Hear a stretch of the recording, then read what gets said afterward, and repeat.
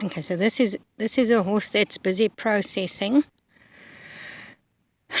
a turn on the forehand, in hand. You'll see he's got this cavesson that straightness training and various other classical folk swear by and live by.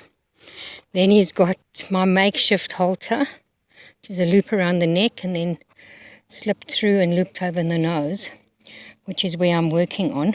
I'm not actually working with the ropes or with the cavesson. What we're busy with is I'm busy telling him what he's got to actually do for me. He's got to yield his shoulders, face, neck. So with the Sanef training is that you turn the horse in front of the horse and the horse must bend. So it's part of the releasing. He's just learning, just processing and learning what we've done. On the other side, he was easier to tell him don't eat. Lift your head up a bit, be normal, natural, neutral. Neutral is there. It's where I want the horses when I'm working with them. So we're yielding hindquarters very easily. I'm going to try and show you with video on after he's just processed this. Because what he's colt-like in his behaviour.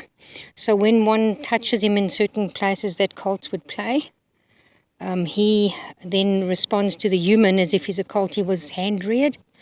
Some story like that, hand-reared and too faffed. And he initially used to stomp at the person. Stuff. Just you can see the eyes closing. He cannot, and he's going to fall asleep. So what's happening is this is when they're learning, when it's deep processing. And this kind of work is very, very exhausting because he's having to give up what he knew before. Now I'm going to show you, which is interesting, is this horse behind normally actually chases him, but now he's here to comfort him because they don't know this boy. He's a bit of a, you can see all his bite marks and that. He actually makes it a lot of trouble for the other horses. He plays with them as if he's a colt, as if they're still colts. They're all geldings. And it's interesting that this one has actually come in support.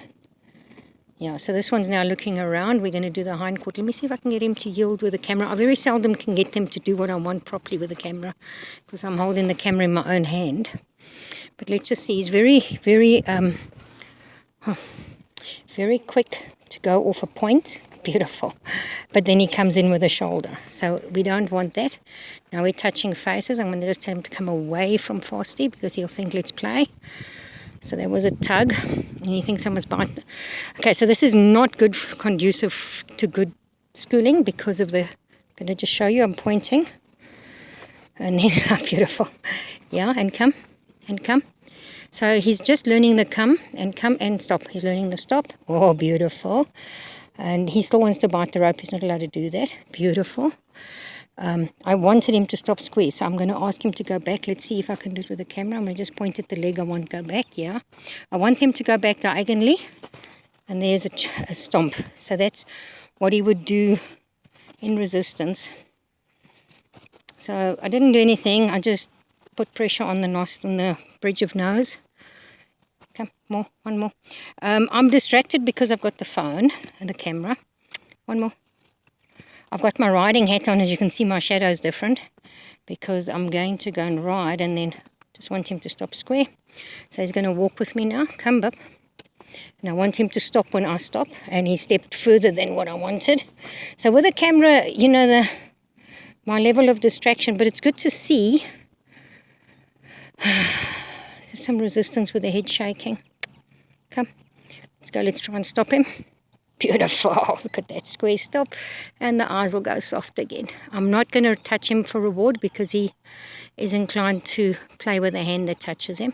His ears are very interesting half-mast. Yeah, so this is Wendy from Quinn Horsemanship Therapy. As we do know that I do, there I couldn't help but touch him. I do bodywork, I do a release therapy, and then I also teach youngsters or teach problem horses, more likely problem horses. Can you see the deep eyes again? He can hardly open his eye.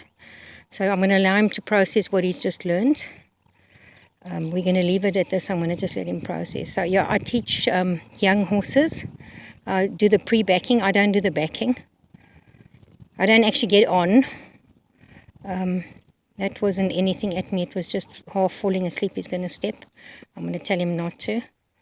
Did you see the chest? I don't know if you saw the chest. He felt that he needed to step, but I just helped him. I just weighted him up. His head's getting very heavy. I'm going to just hold it up. He's chewing. Well, he's not going to, yeah, he's chewing now. So, and then he's going to be resistant. So, this is Wendy from Quinn Horsemanship Therapy. I'm switching the camera off now because I don't want him to go into resistance and catch me off guard. I just did a tap here, and then he stopped. Back into the zone. So I do the body work, I do release therapy, I teach young horses, I teach trouble fix, I assist with reteaching troubled horses, and I also teach children and adults breathing and the moving therapy that it's actually just coaching so that you can do it yourself at home. So this boy's going to go to sleep again now.